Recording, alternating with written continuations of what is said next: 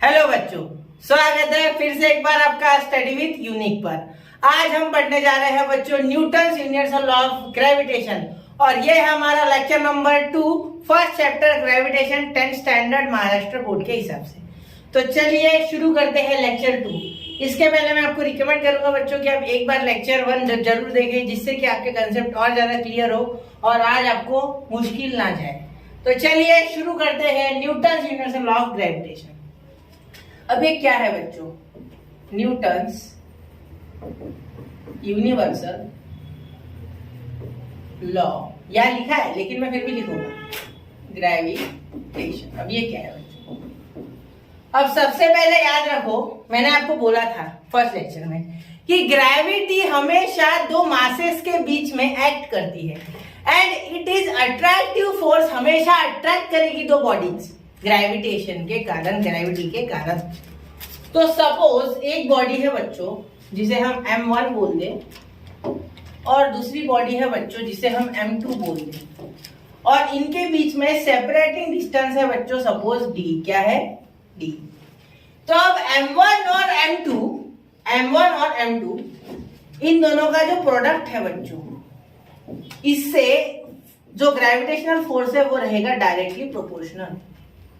मतलब Newton sir ने क्या बोला, ठीक है, लॉ में देखो, लॉ को एक्सप्लेन करते समय देखो क्या है कि the product of masses is directly proportional to the force between this two bodies. मतलब दो बॉडीज के बीच में जो भी ग्रेविटेशनल फोर्स है, जो भी अट्रैक्टिव फोर्स है, जो भी आप बोलो, is directly proportional to the product of their masses. Product of their masses यानी ये अगर 10 है और ये अगर 20 है तो 10 into 20 200 को डायरेक्टली प्रोपोर्शनल हो जाएगा वो फोर्स, ठीक है। लेकिन एज द स्टोरी गोज, कहानियां खत्म नहीं होती है, पूरा देखो। And the force is inversely proportional to the distance between them, is inversely proportional to the square of the distance between them, ठीक है। मतलब वो फोर्स इनवर्सली प्रोपोर्शनल है to the square of the distance. मतलब जो भी distance होगा, suppose distance होगा 1 तो 1 का स्क्वायर 1, अगर सपोज डिस्टेंस होगा 2 का स्क्वायर 2, सपोज डिस्टेंस होगा 3 का स्क्वायर 9। समझ गए? तो ऐसे ये जो डिस्टेंस है ये होगा बच्चों inversely proportional to the force, उसका स्क्वायर, डिस्टेंस का square is inversely proportional to the force. और अब यहाँ एक नई टर्म इंट्रोड्यूस कर रहे हैं इसमें, जो कि है जी, जिसे बोलेंगे universal gravitational constant. Universal gravitational constant. अब ये क्या है बच्चों? ये जो जी है बच्चों, ये हर प्लेनेट के लिए क्या है बच्चों? कांस्टेंट है। क्या है? कांस्टेंट है। ये जी की वैल्यू हर एक कांस्टेंट की, हर एक जितने भी प्लेनेट है उसके लिए कांस्टेंट है पूरे यूनिवर्स में, ठीक है। समझ गए? चलो अब देखते।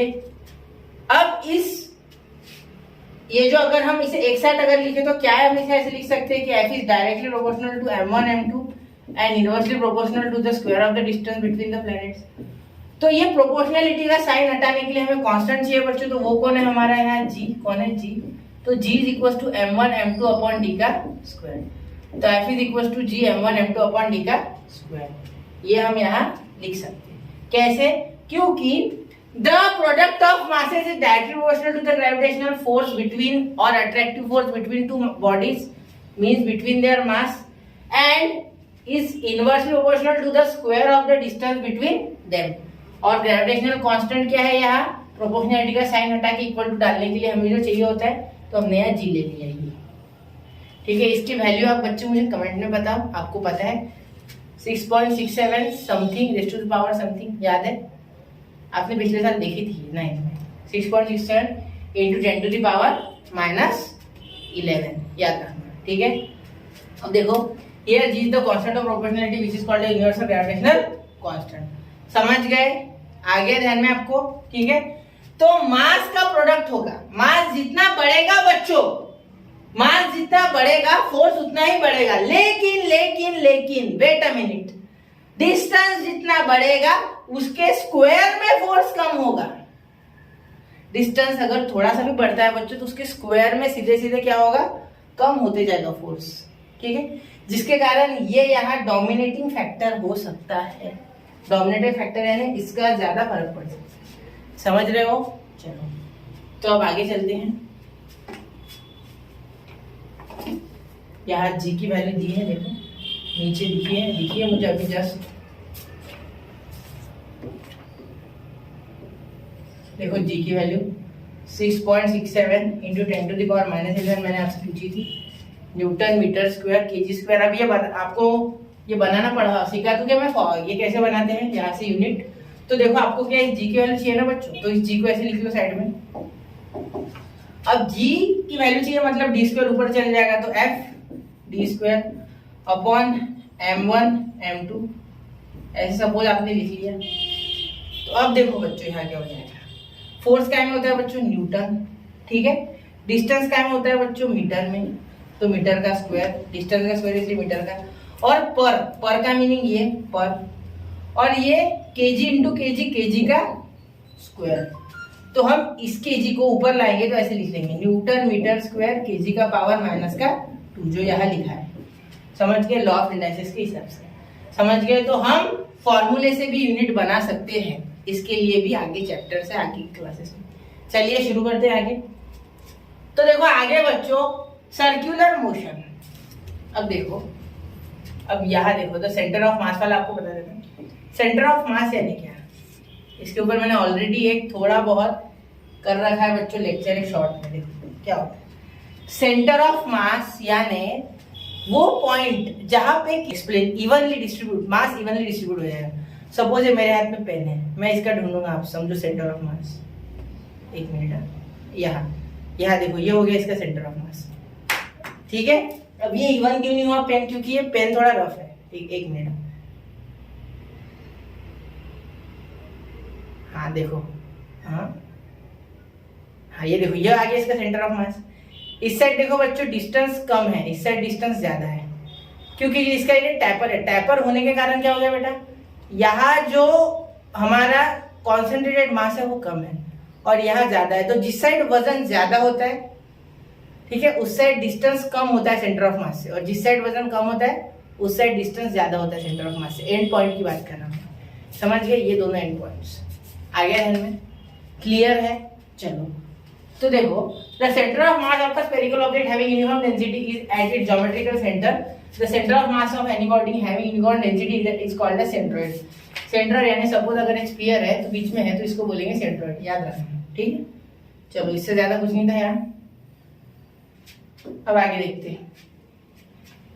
Why did Newton assume inverse square dependence on distance in his law gravitation? He was helped by Kepler's third law in this as shown below. हाँ, केपलर्स के लॉ ने उन्हें हेल्प किया, ये बात बिल्कुल सच है, और वो कैसे किया ये हम आगे देखेंगे। अब देखो यूनिफॉर्म सर्कुलर मोशन। अब यूनिफॉर्म सर्कुलर मोशन क्या होता है? जब कोई चीज गोल घूमती है तो हम उसे क्या कहते हैं बच्चों? Circular motion. और यूनिफॉर्म सर्कुलर मोशन क्या होता है बेटा? जब कोई चीज एक यूनिफॉर्म स्पीड पे घूमती रहती है, ठीक है। अब देखो क्या होता है, आपको ये तो पता होगा कि speed is distance upon time, यानी distance is equal to speed into time, ये तो आपको पता होगा फॉर्मूला, ये आपने 9th में पढ़ा है। और velocity is equal to displacement upon time. Displacement को ऐसे डिनोट करते हैं, वैसे डिस्प्लेसमेंट को ऐसे डिनोट करते हैं, ये भी आपको पता है। और displacement is equal to v into t. T को छोटा लेते वैसे हमेशा, यहाँ भी छोटा कर देता, यहाँ भी छोटा कर देता, समझ गए? अब देखो यहाँ जो प्लैनेट्स हैं, ठीक है, वो सन के अराउंड घूम रहे हैं, ठीक है। मतलब यहाँ सेंट्रीपिटल फोर्स अगर निकालोगे आप, ठीक है, देखो consider an object moving in a circle with constant speed. We have seen earlier that such a motion is possible only when object is constantly acted upon by force directed towards the centre of the circle. बराबर, अगर हम ऐसे force लगा रहे और centripetal force है तभी ये चीज पॉसिबल है, वरना नहीं है। This force is called centripetal force. If m is the mass of the object, m क्या है? मास ऑफ द ऑब्जेक्ट है, ठीक है। अब सेंट्रीपिटल फोर्स के लिए भी एक और फोर्स कॉन्ट्ररी होता है, उसे स्यूडो फोर्स बोलते हैं, वो है सेंट्रीफ्यूगल फोर्स, लेकिन अभी फिलहाल उसके बारे में हमें डिस्कस नहीं करना है। If m is the mass of the object, m क्या है? Mass of the object, v is its speed and r is the radius, r के लिए है radius, then it can be shown that f is equals to mv square by r। मतलब ये है centripetal force का formula, सीधी सी बात है। ठीक है, अब इसे निकालेंगे। ठीक है, अब इसे निकालेंगे तो यहाँ आपको डेरिवेशन है, एक बार देख लेते हैं। The speed of planet can be explained in terms of speed of planet. ये कैसे हुआ ये एक बार आपको बता देता हूँ। ठीक है, ये छोटा कर लूँ, ये समझ गया आपको, ये सेंट्रीपिटल फोर्स है mv²/r। ठीक है, mv²/r हमारा सेंट्रीपिटल फोर्स है। ठीक है, अगर कोई चीज सर्कल के अलावा एक यूनिफॉर्म स्पीड से घूम रही है, ठीक है, तो उसे बोल देंगे v²। m यानी उस प्लेनेट का मास, r यानी रेडियस, या आप mean distance of the planet from the sun बोल सकते हैं। ठीक है, the speed of the planet can be expressed in terms of period of revolution as follows. ठीक है, तो देखो v क्या है, distance travelled upon time taken. Distance travelled 2πr upon t। कैसे, ये एक सर्कुलर पाथ में घूमते हैं, इलिप्टिकल पाथ में घूमते हैं बच्चों, तो 2πr इज द सर्कमफरेंस, मतलब ये कितना घूम रहे होंगे, ये 2πr, ये डिस्टेंस कितना हो गया 2πr। ये देखो, ये जैसे देखो, अगर सपोज मैंने ये वायर लेनी है, ये वायर इतना सिर्फ इससे मैं एक सर्कल बनाऊंगा भी ऐसे, तो ये जो वायर है, ठीक है, ये इतना है, तो इतना ही सर्कमफरेंस इस सर्कल का हो जाएगा जो मैं बना रहा, समझ रहे? चलो क्लियर है, ठीक है। अब आगे देखो, 2πr अपॉन t यानी टाइम। ठीक है, अब f का फॉर्मूला क्या है हमारा, हमें डायरेक्ट f का फॉर्मूला दिया है, इसका डेरिवेशन नहीं है, mv² अपॉन r। तो v का फॉर्मूला m 2πr, मैं आपको ये एक्सप्लेन कर रहा हूँ, ये पूरी चीज आपकी टेक्स्ट बुक में जो भी अपॉन t। ठीक है, इसका स्क्वायर है, ठीक है, क्योंकि v का स्क्वायर है, देखो v का स्क्वायर है, और ये v की वैल्यू यहाँ डाली, अपॉन r। समझ गए? अब देखो ये r ऊपर चले गए तो क्या आ गया, यहाँ 2 का स्क्वायर 4, ये पाई का स्क्वायर, ठीक है, ये m हो गया, m बाहर लिखेंगे बाद में, r का square into m upon t, और t स्क्वायर क्योंकि इसका भी स्क्वायर है, और ये हो गया हमारा r। ठीक है, अब r और r स्क्वायर कैंसिल हो गए, समझ गए? r और r स्क्वायर क्या हो गया बच्चों, कैंसिल हो गया। ठीक है, अब क्या लिख सकते हैं, 4πm अपॉन टी स्क्वायर, समझे? 4π² m अपॉन टी स्क्वायर। अब देखो यहाँ टी स्क्वायर है ना बच्चों, देखो एक मिनट, यहाँ इसे थोड़ा सरका लेते,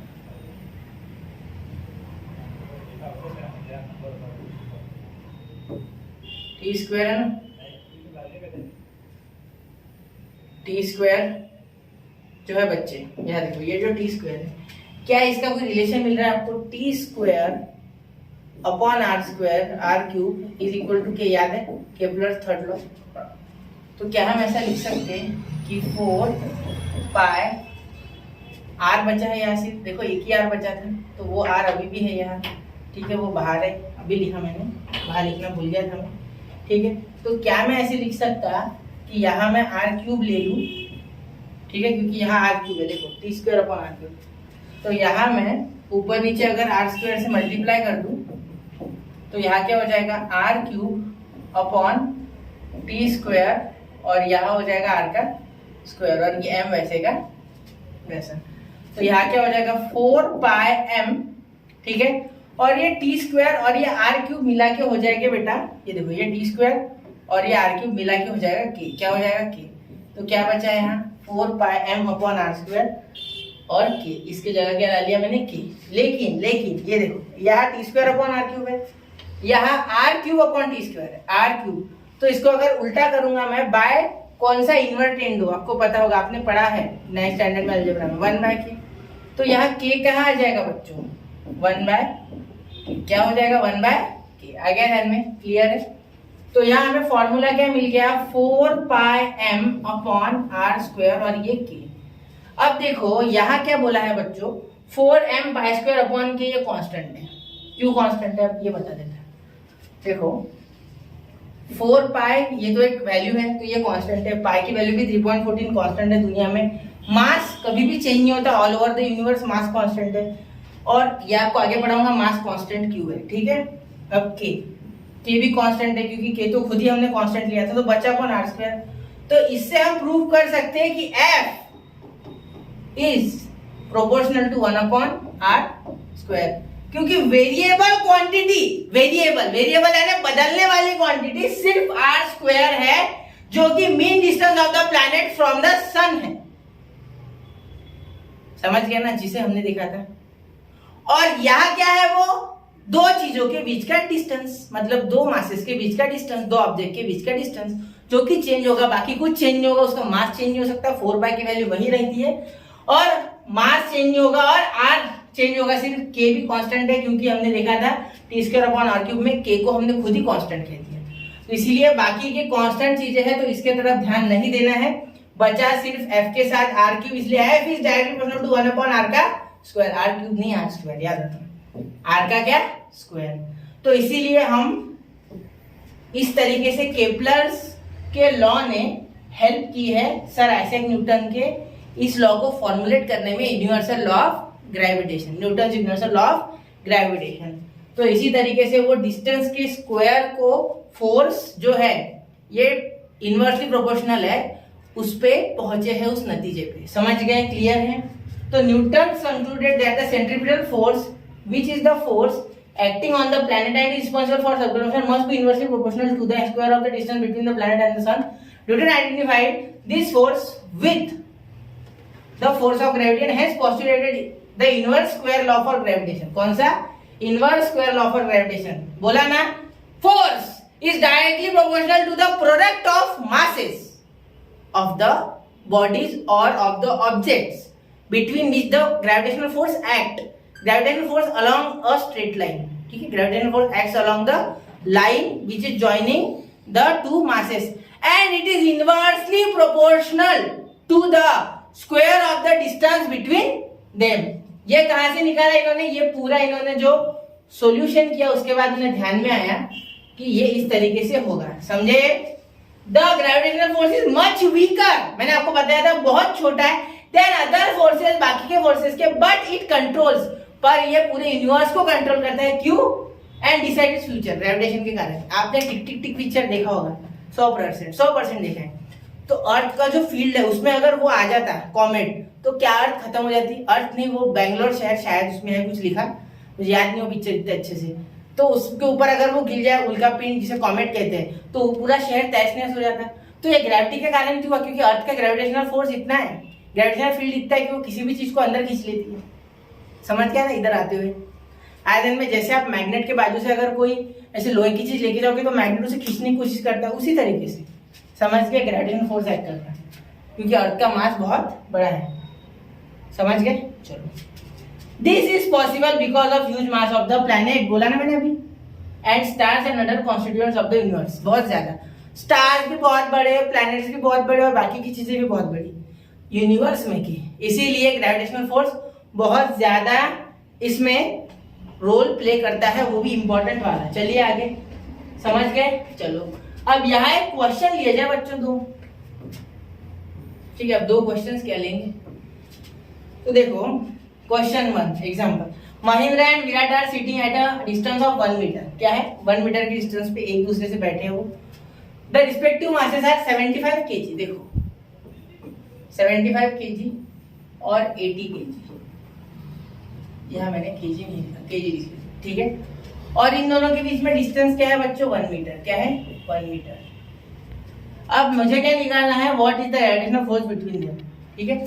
तो देखो यहाँ m1 है बच्चों 75, m2 है बेटा 80, एग्जाम्पल 1 है, मैं हर एक एग्जाम्पल कराऊंगा आपको, टेक्स्ट बुक में जितने भी है, टेंशन ना लो। बहुत से लोग इग्नोर कर देते एग्जाम्पल्स को, नहीं, लेकिन आगे जब आते हैं एग्जाम्पल फिजिक्स में तो तब हमें खतरों के खिलाड़ी बन के उन्हें सॉल्व करना पड़ता है। तो मैं नहीं चाहता कि आप खतरों के खिलाड़ी बनो, इसलिए अभी से आपको प्रैक्टिस कराऊंगा, ठीक है। और r is equal to 1 metre, ठीक है। अब देखो force, gravitational force equal to g m1 m2 upon r square, ठीक है, इज इक्वल टू g क्या है बच्चों 6.67 into 10 to the power minus 11 into 75 into 80 upon r square, यानी किसका स्क्वायर 1 का स्क्वायर, और 1 के स्क्वायर से कोई खास फर्क नहीं पड़ने वाला क्योंकि डिस्टेंस 1 है, ठीक है। तो इसे जब आप पूरा सॉल्व करोगे तो आपको मिलेगा 4.002, अब सॉल्व तो करना होगा बेटा, याद रखना 10 टू द पावर -7 न्यूटन। ठीक है, अब ये कैसे आया चलो बता देता। 75 इंटू 8 करो तो मुझे पता है कि 7 8 होता है बच्चों 40, 7 8 56, तो 560 और 40 मेरा हो जाएगा 600, और यहाँ मेरा आ गया बच्चों 600, तो 600 और ये 80 भी है ऊपर से, तो 80 का 0 6000। अब यहाँ के पॉइंट मैंने हटाए तो 6000 इंटू 667, तो यहाँ के 2 पॉइंट हटाए तो 60 इंटू 667 हो जाएगा, क्योंकि मैंने यहाँ का बीच का पॉइंट हटा लिया। ठीक है, समझ गए। अब देखो यहाँ 667, तो यहाँ हम अब 667 को 60 से मल्टीप्लाई करेंगे बच्चों, तो 60 की जगह 6 से मल्टीप्लाई करते हैं। 6 7 42, यहाँ आ गया 4, 6 6 36, यहाँ आ गया 0, यहाँ 4 6 36, यहाँ 40, और यहाँ इसका 0 पीछे लगा लेते हैं, तो 40,020। तो अब यहाँ बच्चों देखो 10 टू द पावर -11 को इन्होंने 7 कैसे लिखा, तो देखो इन्हें 10 टू द पावर -11 को इन्होंने लिखा 10 to the power -7 into 10 to the power -4। क्या हम ऐसा कर सकते हैं according to law of induction? हाँ बिल्कुल सही है। तो देखो इस -4 को इन्होंने क्या किया, यहाँ बच्चों 1 2 3 4 इन चारों को छोड़ के यहाँ पॉइंट दे दिया, मतलब 4.0020, लेकिन डेसिमल के बाद के 0 की वैल्यू नहीं होती, तो वो उन्होंने नहीं लिखा, into 10 to the power -7 newton. आप चाहो तो इसे -11 भी रहने दे सकते हो और ऐसे कैसे इसे लिख सकते हैं, लेकिन ये लिखने का तरीका होता है बच्चों, ये आप अच्छे से इसके बारे में डिटेल में अगले क्लासेस में पढ़ेंगे, उसे कहते हैं सिग्निफिकेंट फिगर्स। तो चलिए वो छोड़िए, लेकिन आपको क्या है क्वेश्चन समझ गया? क्लियर? चलो समझ गए। तो देखो this is a very small force, if the force of friction between Mahindra and bench on which he sitting is 0, then he start moving towards Viraj. अब ये क्या है? देखो फोर्स तो है, लेकिन क्यों विराज और महेंद्र चिपक नहीं रहे एक दूसरे को, मतलब एक दूसरे की तरफ ऐसे आके भीड़ नहीं रही एक दूसरे से, ऐसा क्यों? क्योंकि जहां वो बैठा है बेटा, ऐसे महेंद्र बैठा होगा तो ये फ्रिक्शन उसके बेस के बीच में महेंद्र के, और बेंच का जो प्लैंक है या कुछ भी है लोहे का बार वगैरह, उसके बीच में फ्रिक्शन है। क्या है? फ्रिक्शन है। क्या है? फ्रिक्शन है। तो फ्रिक्शन होने के कारण, फ्रिक्शनल फोर्सेस ज्यादा होने के कारण ग्रेविटेशनल अट्रैक्शन से वो एक जगह से दूसरी जगह स्लाइड नहीं हो रहा है। लेकिन अगर फ्रिक्शन को 0 किया जाए तो वो 100%, ये जो हमारा कौन महेंद्र और विराट है, ये दोनों एक दूसरे से टकरा जाएंगे। समझ गए? चलो क्लियर है, क्योंकि ये बहुत ही छोटा फोर्स है इसलिए। ठीक है, क्योंकि यहाँ अगर -7 डालेंगे तो 0.0000004 इतना बड़ा इतना छोटा फोर्स। चलो देखो आगे एग्जाम्पल 2, चलो ये मिटा दूं, क्लियर है यहाँ तक? चलो मैं एग्जाम्पल 2 लेने जा रहा हूँ बच्चों, इसे नोट डाउन कर लो, स्क्रीनशॉट लगा लिया करो पहले। ठीक है, चलो आगे। चलो समय लग गया चलेगा, कोई इशू नहीं है, समय आपके लिए मेरा डेडिकेटेड टुवर्ड्स यूनिकियंस सारे के सारे। चलो अब in the above example assuming that the bench on which Mahendra is sitting is frictionless, ये फ्रिक्शनलेस है, स्टार्टिंग विद जीरो वेलोसिटी से स्टार्ट करेगा। What will be Mahendra's velocity of motion towards Virat after 1 second? 1 second के बाद उसका कितना वेलोसिटी रहेगा बोलते विराट की तरफ जाने का। Will the velocity change with time and how? क्या वेलोसिटी चेंज के साथ टाइम के साथ समय चेंज होगा? तो चलिए देखते हैं। फोर्स तो निकाल लिया हमने, क्या है 4.002 into 10 to the power -7 newton. Force तो न्यूटन में होता है ना, ठीक है। और हमें मास भी पता है किसका, किसे खिसकाना है हमें, महेंद्र को। महेंद्र का वजन कितना है? महेंद्र का वजन है 75, तो m1 है 75 kg। तो हमें एक फॉर्मूला पता है बच्चों, F is equal to ma। ये हमने 9th स्टैंडर्ड में ऑलरेडी पढ़ रखा है, याद है आपको? 9th स्टैंडर्ड में हमने क्या पढ़ा था? Force is equal to mass into acceleration, याद है? तो अब हम एक्सीलरेशन ही हमें निकालना है, अभी हमें एक्सीलरेशन ही निकालना है विद द वेलोसिटी चेंज, ठीक है। तो एक्सीलरेशन निकाल लेते हैं, फिर हम आराम से वेलोसिटी निकाल सकते हैं, क्योंकि हमें पता है कि v is equal to u plus at,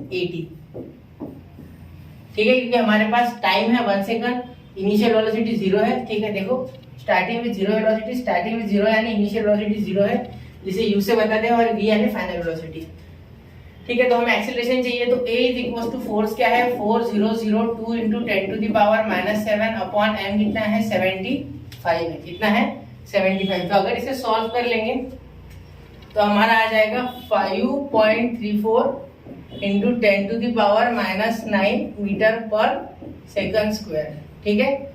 ये मैंने अभी सॉल्व नहीं किया, मैंने वहां से डायरेक्ट वैल्यू उठा ली। अब करके दिखाओ आपको सॉल्व। तो देखो 75 से इसे डिवाइड करो, 75 के आसपास 75 5 जा 350, फिर 500 बचेगा, ठीक है 350, हाँ फिर 502 बचेगा, ठीक है। तो वापस से हमें करना होगा, 1 मिनट करके देता हूँ, 400 टू 75, 75 5 जा, ओके 75 5 जा हमारा हो गया 350, सही है ना? नहीं नहीं नहीं, कुछ ज़्यादा हो गया, 350 से ज़्यादा होगा, 370 होगा, 375 होगा, सॉरी। तो यहाँ अब हम देखो बच्चों 75 से अगर इसे डिवाइड करें तो 5.34 into the power -9। अब हम क्या करेंगे बच्चों, v is equals to u plus 80, क्योंकि हमें वेलोसिटी निकालनी है फाइनल। तो u क्या है हमारी इनिशियल वेलोसिटी, इनिशियल वेलोसिटी क्या होगी बेटा हमारी 0, a क्या है 5.34 into 10 to the power -9 metre, ये नहीं लिखना है, इनटू टाइम क्या है 1, तो हमारी v क्या आ गई 5.34 into 10 to the power -9 metre पर सेकंड, वेलोसिटी मीटर पर सेकंड होती है। समझ गए? क्लियर है? ये हमारी वेलोसिटी की वैल्यू है, ये पॉइंट है, ये क्या है बच्चों पॉइंट, ठीक है। तो 5.34 into 10 to the power -9 ये महिंद्रा की वेलोसिटी होगी 1 सेकंड बाद, ठीक है। अब ये बहुत ही कम वेलोसिटी है, ठीक है, और ये एक्सीलरेशन कांस्टेंट नहीं रहेगा, क्योंकि जो महिंद्रा है देखो, this is an extremely small velocity, the velocity will increase with time because of acceleration, acceleration बढ़ते जाएगा, the acceleration will also not remain constant because as Mahindra moves towards Virat the distance between them will decrease, जैसे जैसे decrease होगा distance वैसे वैसे force बढ़ता जाएगा उनके बीच का, जैसे जैसे फोर्स बढ़ता जाएगा और ज्यादा ताकत से उसे खींचेगी अट्रैक्शन, ठीक है, causing an increase in the gravitational force thereby increasing the acceleration, ठीक है, बढ़ जाएगा ना एक्सीलरेशन, क्योंकि ये फोर्स बढ़ेगा। देखो ये फोर्स अगर बढ़ेगा बच्चों तो एक्सीलरेशन बढ़ेगा ना, सीधी सी बात है, क्योंकि F is equal to m upon m is equal to a, तो फोर्स बढ़ गया, मास तो कांस्टेंट है, तो एक्सीलरेशन भी बढ़ जाएगा। समझ गए? क्लियर है यहाँ तक? अब देखो डू यू नो, अब ये लास्ट आपको बता दे दो, फिर अगले लेक्चर में लेंगे बच्चों, क्योंकि न्यूमेरिकल्स के कारण हमें ऑलरेडी बहुत समय लग गया, ठीक है। तो do you know low tide high tide, अब इसके ऊपर मैंने ऑलरेडी शॉर्ट बना के रखा है, लेकिन फिर भी आपको यहाँ बता देता हूँ। देखो यहाँ बच्चों हमारी अर्थ है ऐसे, और यहाँ है बच्चों मून, ये क्या है बच्चों मून, और ये क्या है अर्थ। अब देखो मून अर्थ के ऐसे चक्कर लगाते रहता है, अगर मून यहाँ है तो अर्थ के ऊपर जो लिक्विड है, जिसे हम ओशंस के अंदर जो वाटर है वो है, तो वो इस तरीके से यहाँ मून उसे अपने तरफ खींचेगा, ठीक है। अगर यहाँ है तो इस तरफ खींचेगा, मतलब यहाँ कम हो जाएगा पानी की लेवल और यहाँ पानी की लेवल बढ़ जाएगी, इसलिए जिस साइड मून रहता है उस साइड जाती है बच्चों हाई टाइड, क्योंकि मून पानी को खींचता है अपने तरफ, और जिस साइड मून नहीं होता है वहां बन जाता है बच्चों लो टाइड। ये देखो इस तरीके का एक गोल बन जाता है, इस साइड पे हाई टाइड, इस साइड पे हाई टाइड, लेकिन बीच में क्या हो जाएगा यहाँ लो टाइड। समझ गए? क्लियर है? क्योंकि मून पानी पे फोर्स लगा के ग्रेविटेशन अपनी तरफ उसे खींचने की कोशिश करता है। समझ रहे हो? तो अगला हमारा है बच्चों अर्थ ग्रेविटेशनल फोर्स, तो इसके ऊपर भी 2 एग्जांपल्स है, तो वो हम अगले लेक्चर में लेंगे। तब तक के लिए पढ़ते रहे, आगे बढ़ते रहे। जय हिंद, जय भारत।